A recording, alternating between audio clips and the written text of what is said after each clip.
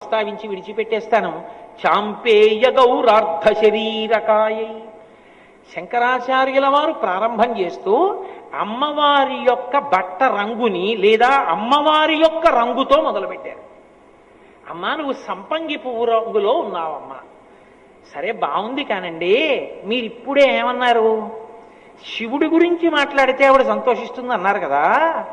దాంపత్యంలో మొదటి లక్షణం పతివ్రతకి భర్తృస్తోత్రం కదా, ఆయన్ని పొగిడితే కదా సంతోషించాలి.